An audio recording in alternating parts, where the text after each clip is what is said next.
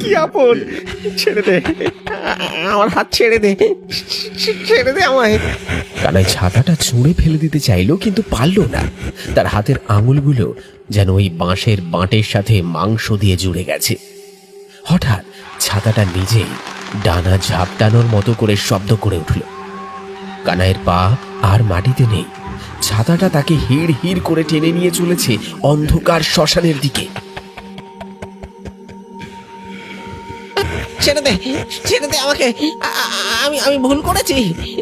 গোপালদা, তুমি ঠিক বলেছিলে, কেউ বাঁচাও আমায়, আমায় বাঁচাও।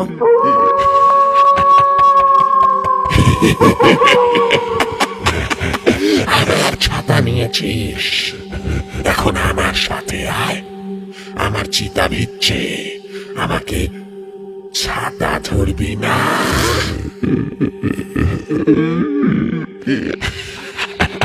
শ্মশানের লোহার গেটটা আপনা আপনি ক্যাচ ক্যাচ শব্দে খুলে গেল।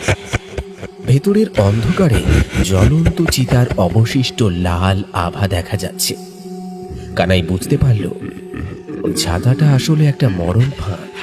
সে প্রাণপণে গেটের খুঁটিটা ধরার চেষ্টা করলো, কিন্তু অদৃশ্য শক্তিটা তাকে ঝড়ের বেগে টেনে নিয়ে চলেছে ঠিক একটি আধ পোড়া চিতার দিকে। ছেড়ে দে, ছেড়ে দে আমায়, আমি যাবো না, মরে যাবো আমি। কেউ বাঁচাও, কেউ আছো, আমায় বাঁচাও। হঠাৎ ছাতাটা তার মাথার উপর থেকে নেমে এলো কানাইয়ের গলার কাছে। বাঁশের শক্ত বাটটা যেন একটা অজগর সাপের মতো তার টুটি টিপে ধরল। কানাইয়ের দম বন্ধ হয়ে আসছে, চোখ দুটো ঠিকরে বেরিয়ে আসতে চাইছে। আর ঠিক সেই মুহূর্তে তার মনে পড়ল দিদিমার কথা। বিপদে পড়লে বজরং বলির নাম নিবি রে কানাই। আর ওই তামার মাদুলিটা কখনো গা থেকে সরাবি না।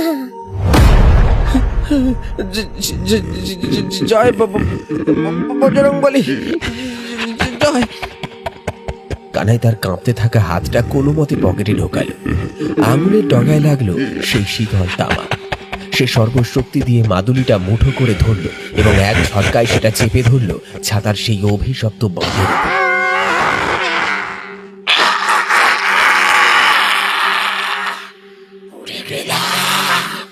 হাত সরা পাপিষ্ঠ, এই তেজ আমি সইতে পারছি না, সইতে পারছি না। ছাতাটা কানাইয়ের হাত থেকে ছিটকে গিয়ে আছড়ে পড়ল শ্মশানের চিতার উপর। মাটিতে পড়ে ছাতাটা জ্যান্ত মাছের মতো ছটফট করতে লাগল।